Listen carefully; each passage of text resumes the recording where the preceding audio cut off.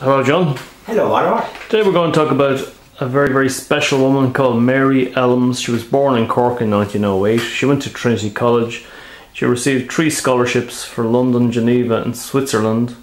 She joined an ambulance unit. I think that was in, was that France, I think? That was, yes. Okay.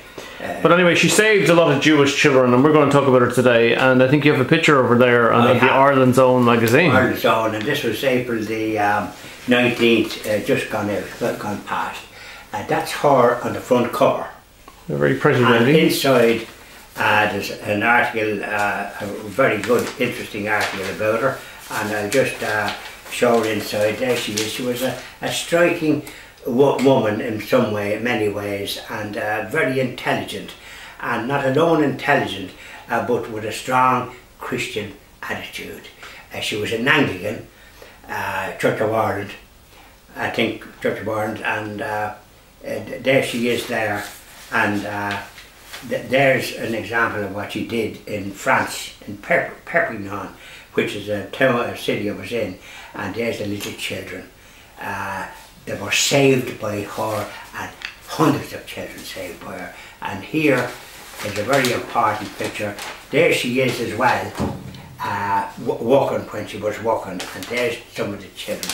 I mean, these people deserve to be celebrated and to be always brought into the picture. There's 2 men, one is a professor and I think the other is a doctor that was rescued. They're in America, they got sanctuary in that famous country, the United States of America. And professor, look at the marvellous qualifications they have and the way they've helped people. Mary Elms helped those people. And there's her son and daughter, Patrick, he was christened, good Irish name. And her daughter, there she is she getting on, she's Caroline. And these are grandchildren, and they were presented by the ambassador from Israel about his Mary Elms' son Patrick and daughter Caroline, and 3 of her great grandchildren receiving the Righteous Among Nations Award medal on her behalf. She, you know, it's a great honour for an Irish lady. I call her a saint. Okay, so she saved a lot of Jewish children. She did. Now, funny enough, before that though, she went to Spain.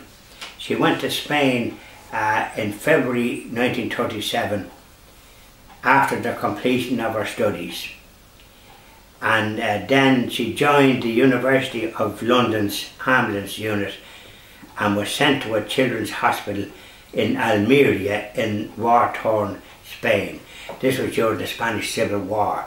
Now, Almeria is on the coast. I know where it is. It's up from Marbella, going up towards a place called Cartagena. I was in it in Spain, so I know where it is. It's a nice town. But that's where she was. And that Spanish Civil War, there was a lot of innocent people killed at that war. And by the way, the Republicans, which were the government, and then you had Franco and the Nationalists. They often called Franco a fascist. That's the British. The British were never known for being able to tell the truth about anything. And quite frankly, he was a nationalist. And the Republicans that were in charge were they were socialists, modelled on the Russians.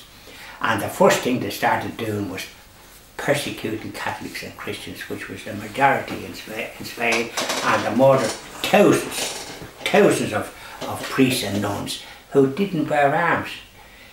Monks in monasteries that were leading quiet lives, and they were violently anti-Catholic and anti-Christian. That has never been highlighted, and I presume in 1937 this Mary, when she went to Spain, maybe she was helping both parties that was affected by it, but it's the Spanish Civil War, and the reason for it was never properly dealt with by the media in Britain and in this country also. The narrative would be like what we're getting now, an agenda and not actually truthful. So Mary was imprisoned in 1943. Now, after 1943, before we go on to that now, Oliver, she went to France because, as I say, she qualified in journeyman, so she was living in France.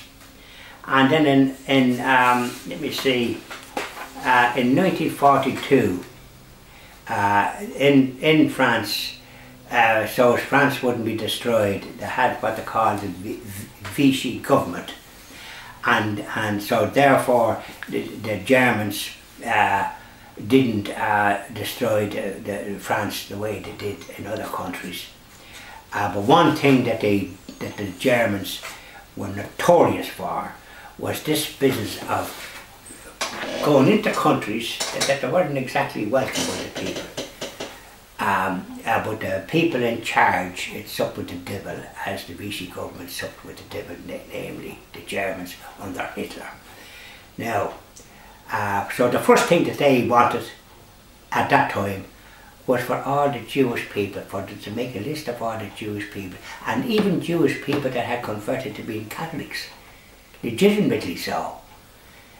Now, for to arrest them, and then so they could be shipped with special trains to concentration camps where they'd be murdered. And this would be people that would be doctors, nurses, professors, people that would be contributing to the betterment of society.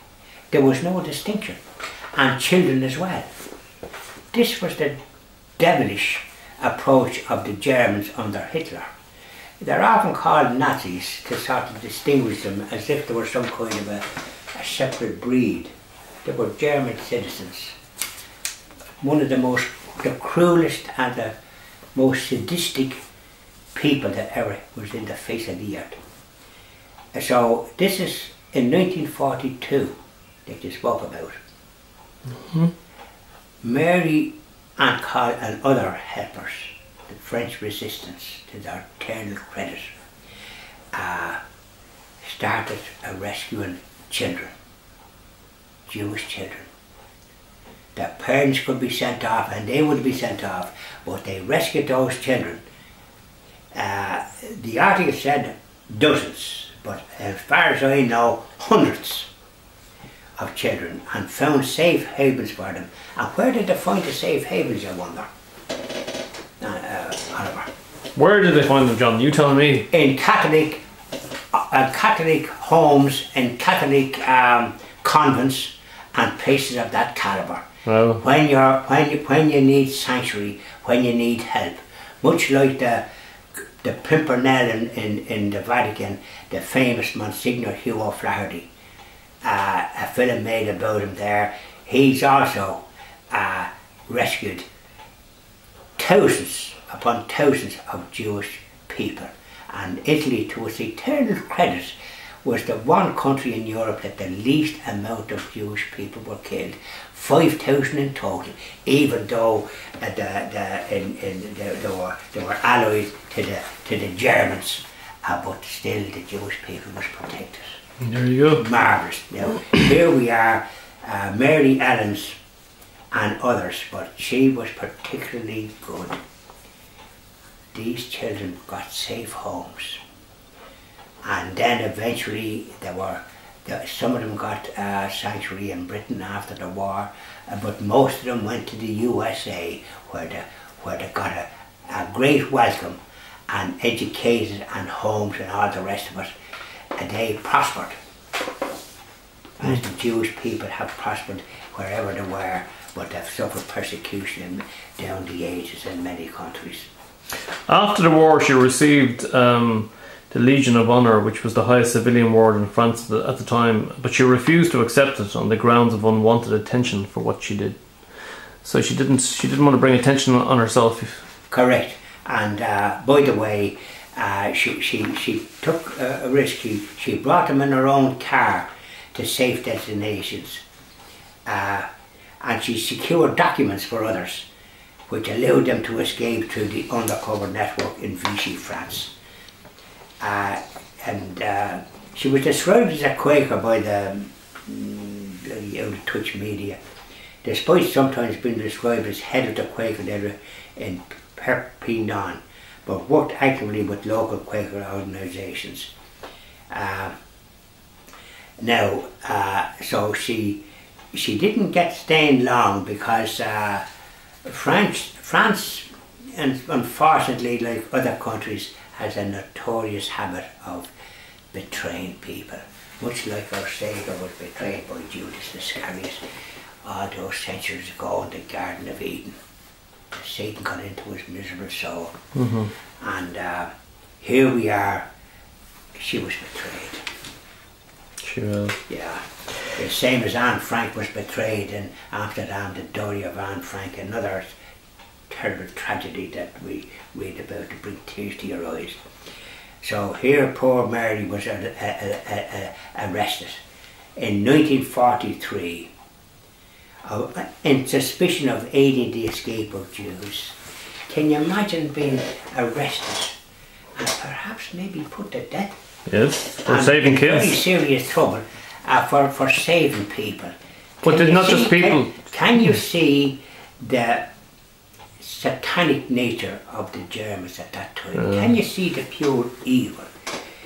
Can you imagine being a German and going about your business like that because you're in this army and this is the evil that you're doing? Instead of sort of protecting civilians, you're hunting them. You're hunting them. What a dreadful record. I don't know how they can hold their head above water for the rest of their life of what they did.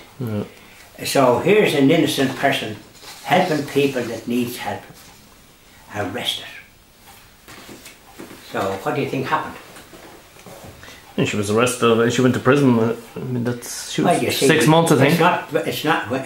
Prison is it might be all right in some countries, but when she went to prison, she was a marked woman. Yeah. She was liable to be shipped out to the concentration camp if they got half a chance. Wow. She was arrested in Perpignan where she was helping people. They didn't keep her there long in case somebody would rescue her. They put her to the notorious prison, which was run by the Gestapo, the most evil equivalent to the Muslim extremists or whatever you call them there that committed the murders of the Catholics in Sri Lanka. Equivalent to them, if not worse. Well, actually worse because they're responsible for the murders of millions. Where she spent 6 months. Now, the only reason that she managed to not be sent was that the Irish government, although they don't get credit here, was instrumental in getting her release. Plus the Catholic Church, and I think the Vatican had a hand in it. You won't see sometimes these getting credit where credit is due. You don't get released from when they have their hands on you. You have a one-way ticket on a cattle train to one of the concentration camps. Special overnight in the worst conditions imaginable, put in with other unfortunate people going to their death. Can you imagine those trains going through the towns and villages in France and going across to the concentration camps? Yeah. Anyway, there's going to be a bridge on the 25th of February 2019. It was announced by Cork City Council that a new pedestrian bridge linking Patrick's Quay to Merchants Quay will be named after Mary Elms. Well, I hope when they do it, they elect a statue and do a good interview about her and not just sweep it under the carpet. Absolutely. Thanks very much, John. That was a lovely story about Mary Elms. She was a great woman. Thank you. Bye-bye.